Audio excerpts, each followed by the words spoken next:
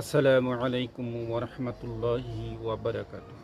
আলহামদুলিল্লাহি রাব্বিল আলামিন।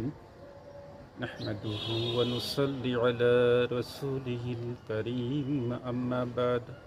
আলহামদুলিল্লাহ, সংক্ষিপ্ত আলোচনায় এখন আমরা জানব মুমিনদের জান্নাতে প্রবেশ। প্রিয় ভাই বোন ও বন্ধু, অতি গুরুত্বপূর্ণ ও প্রয়োজনীয় বিষয় যা জানা আমাদের সকলের জন্য দরকার। পৃথিবীর সব মানুষের একটি সাধারণ স্বপ্ন, স্বর্গ বা জান্নাত বা পরকালীন শান্তি, যা ধর্মভেদে। ইসলাম বলে জান্নাত কল্পনা নয়, জান্নাত প্রতিশ্রুতি। জান্নাতের পথ ঈমান ও আমল। মূল আলোচনা: সৌভাগ্যবান মুমিন, বিলম্বিত মুমিন, অভ্যর্থনা ও জান্নাতের স্তর। সব মুমিনের শেষ গন্তব্য জান্নাত, কিন্তু প্রবেশের সময় ও স্তর এক নয়।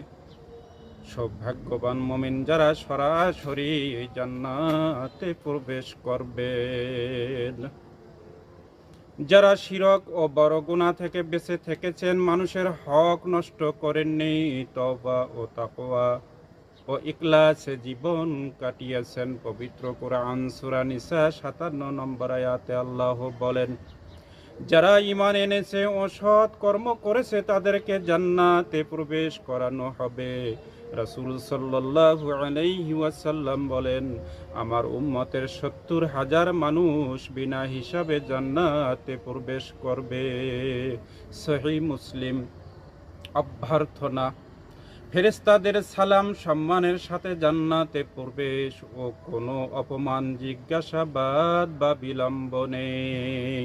পবিত্র কোরআন সূরা রাদ ২৪ নম্বর আয়াতে আল্লাহ বলেন, ফেরেশতারা তাদের কাছে এসে বলবে, সালামুন আলাইকুম, তোমরা ধৈর্য ধরেছিলে। জান্নাতের স্তর উচ্চ স্তর, আল্লাহর নৈকট্য ও আরশের ছায়া।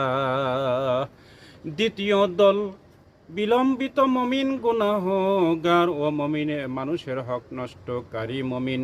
যারা ঈমান নিয়ে মারা গেছে কিন্তু মিথ্যা, জুলুম, সুদ, হক নষ্ট, গীবত ও অন্যায় মামলায় জড়িত ছিল, তওবা ও হক আদায় না করেই দুনিয়া ছেড়েছে। রাসূল সাল্লাল্লাহু আলাইহি ওয়াসাল্লাম বলেছেন, কিয়ামতের দিনে প্রথমে মানুষের হক আদায় করা হবে। সহিহ মুসলিম। রাসূল সাল্লাল্লাহু আলাইহি ওয়াসাল্লাম আরো বলেন, যার কাছে নেক আমল থাকবে তা দিয়ে তার ভাইয়ের হক আদায় করা হবে। সহিহ বুখারী। আল্লাহ তাআলা আমাদের সবাইকে সহিহ বুঝ দান করুন।